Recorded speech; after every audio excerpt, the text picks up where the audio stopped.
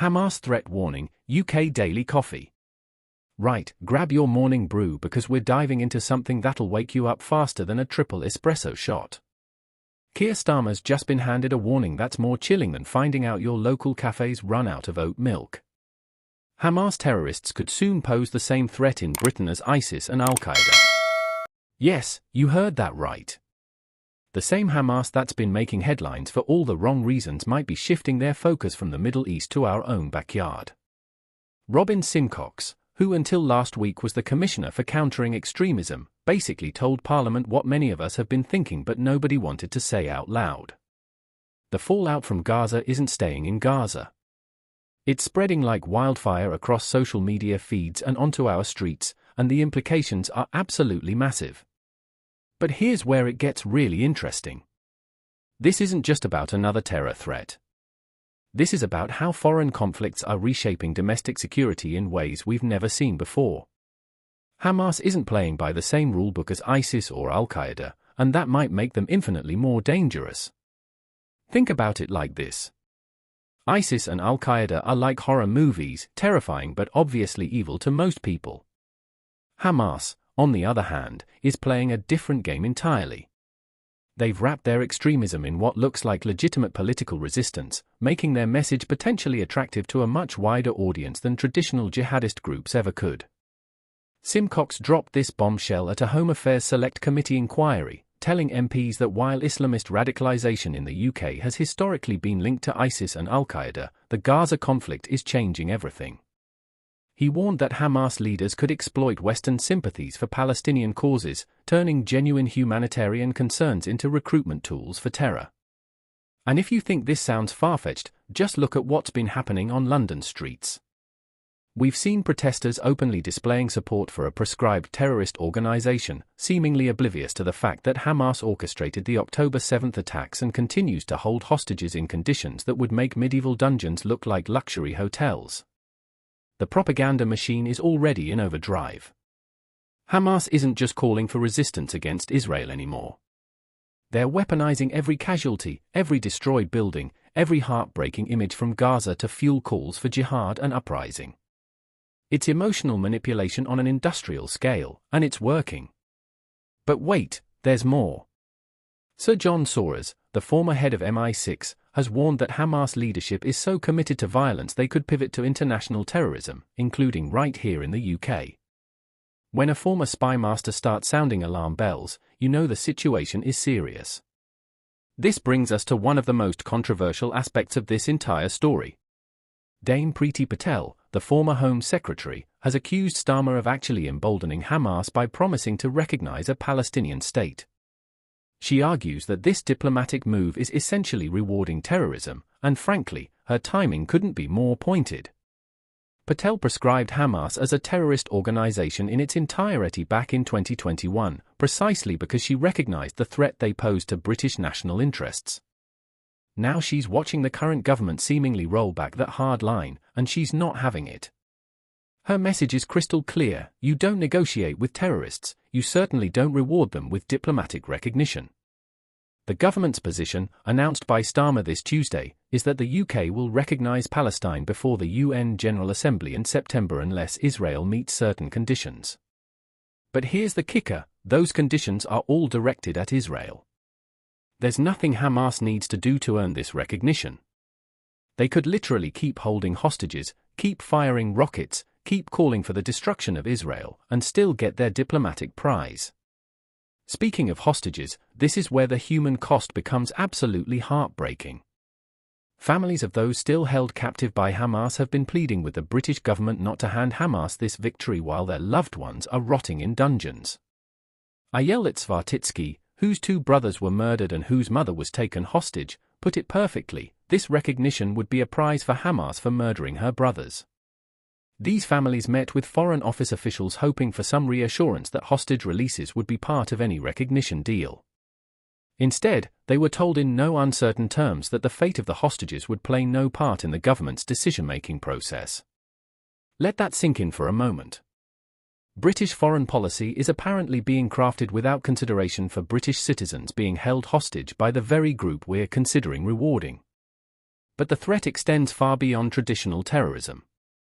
Simcox has identified something particularly concerning: the ideological fusion between pro-Palestinian activism and environmental extremism.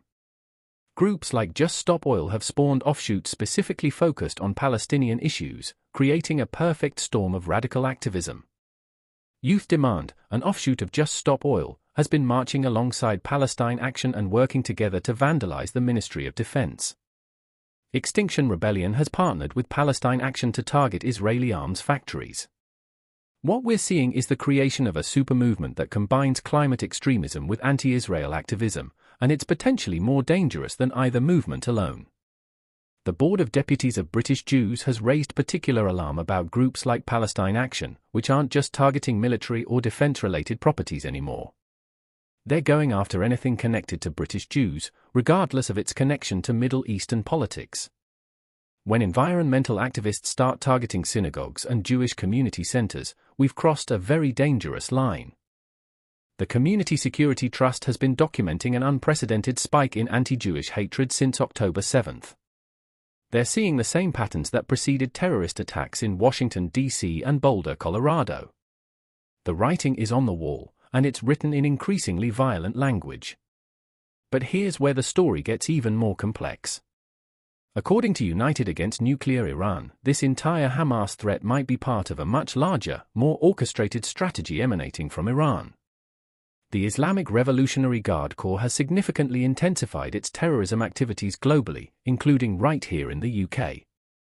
The IRGC operates through a sophisticated network of charities, cultural centers, mosques, and student associations, all designed to disseminate extremist narratives that glorify violence, anti-Semitism, and anti-Western sentiment. It's like a terrorist university system, churning out radicalized individuals who are loyal to Iranian revolutionary ideals. Think of it as terrorism's equivalent of a franchise operation.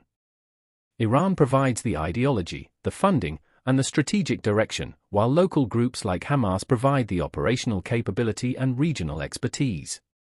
It's decentralized enough to be resilient but coordinated enough to be devastatingly effective. The IRGC's approach mirrors that of ISIS and Al-Qaeda, but with a crucial difference: they're not just trying to recruit people for immediate terrorist operations. They're playing a much longer game, trying to cultivate a new generation of extremists who will shape British society from within. It's radicalization as a long-term investment strategy. This brings us to perhaps the most troubling aspect of this entire situation. The government appears to be sleepwalking into a policy that could fundamentally compromise British security. By promising to recognize Palestine without extracting meaningful concessions from Hamas, they're essentially telling every terrorist group in the world that if you can generate enough sympathy for your cause, you can get what you want without giving up violence. The implications extend far beyond the Middle East conflict. What message does this send to the IRA dissidents still operating in Northern Ireland? What about other separatist movements around the world that might decide violence pays better dividends than peaceful negotiation? We could be setting a precedent that comes back to haunt us for decades. Simcox made another crucial point that deserves attention: foreign policy should be dictated by elected politicians who can take a strategic view of Britain's alliances, not by extremist groups harboring resentment toward certain nations. It sounds obvious when you put it like that, but looking at recent government decisions, you have to wonder if anyone in Whitehall is actually thinking strategically anymore. The confluence of all these factors creates a perfect storm for domestic terrorism. You have genuine grievances about civilian casualties in Gaza being exploited by terrorist propaganda. You have environmental extremists looking for new causes to champion. You have Iranian intelligence services actively working to radicalize British citizens. And you have a government that seems determined to reward the very groups orchestrating this chaos. Dame Priti Patel's warning about the government emboldening Hamas isn't just political point scoring. It's a recognition that British foreign policy decisions have direct consequences for British domestic security.